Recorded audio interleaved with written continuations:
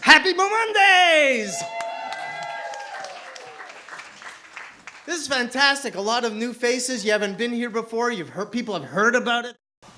So many events in the city where you could get into the minds of brilliant people, experts on pretty much any topic. But how many events could you go to where you get into people's hearts? And that's what this is about. It's all in your fingertips. That's where your power starts. You take your thumb and your middle finger, like you would be holding a big sandwich in between. Then you straighten your arm a bit, like you would be holding a teddy bear. Then you lift your arms up.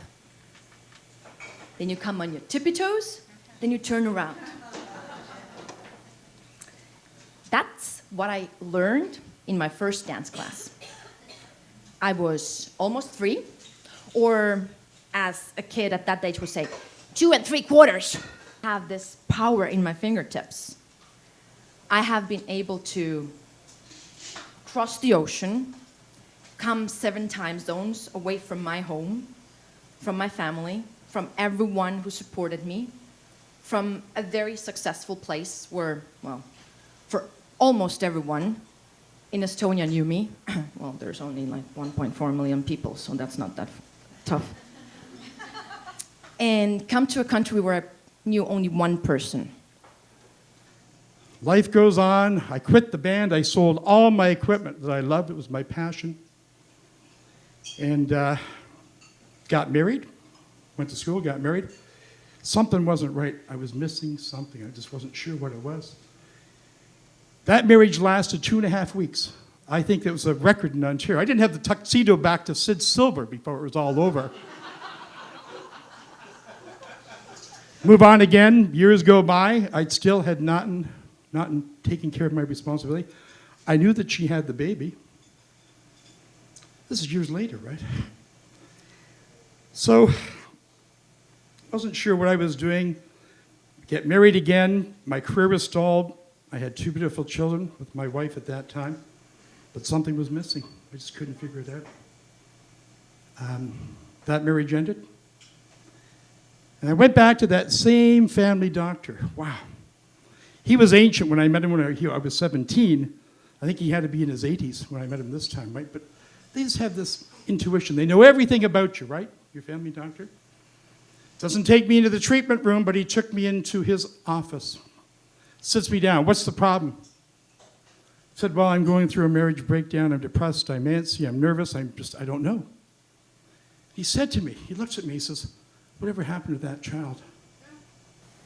So in the last 21 years, I realized that time to time, snakes like bad relations, separation, divorces, probably new home, new career, new jobs, death in the family, militancy, terrorism, sickness, trust, anger, ego, pride. These all are snakes in our life which bite us time to time. And when they bite, they break our comfort zone and push us to the free fall. And when we fall free, many of us can't revive back or probably take a whole life to come back. And in this time period, in this life, in this 20 years of life, I realized why not to put forward and share it with others, the wisdom which I have learned. This is exactly like having a fever, biting from one of the snakes in the life like these. It's like you have a fever. If you have a fever, you have an incubation time, you have to take this medicine, you drink 4 glasses of water, you are right after 3 days. Same way, when a snake like this bites you right at the back and you are free falling, what exactly you do? So, as I see it, it all comes down to the final 5 minutes of your life. When you're faced with your own mortality, everything gets measured on a scale of yes or no. Did you do it or did you not do it? Did you let people know that they were loved? Did you feel love? Do you feel that your legacy and that your gift came out in your brief time on this life? Those are important questions. And at the end of the 5 minutes of your life, you can't buy a do-over. There's no money in the world that's going to buy you 5 more minutes. You can't talk your way out of it. And you really got to struggle for understanding. Did I leave a legacy that I was proud of? Does everybody know? Is it up for interpretation? Do the people who leave know how you felt about them? Big questions.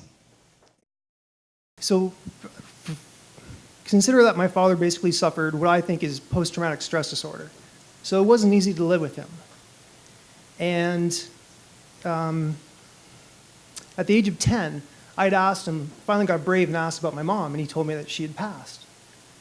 So, you know, real state of confusion, really not knowing what to expect, what's going on. And from 10 to 12, I took on a lot of responsibilities. So me and my father, I'm buying groceries, cooking meals, cleaning the apartment, doing all this. One particular bad day, he came home, he was upset. I picked myself up off the floor. I walked out, and I never looked back. There was a local community center that I used to hang out at, so I was familiar with.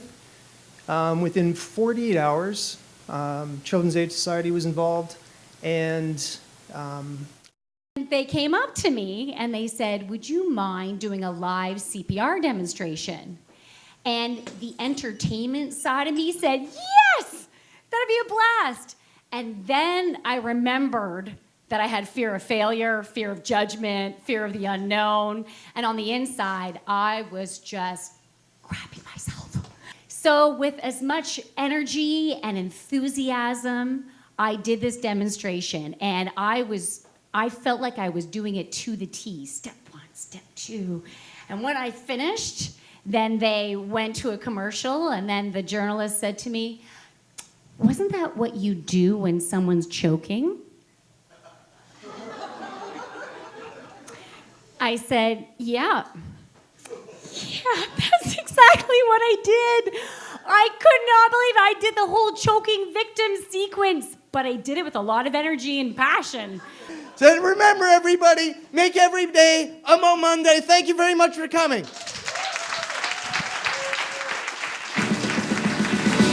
Come out of here, out of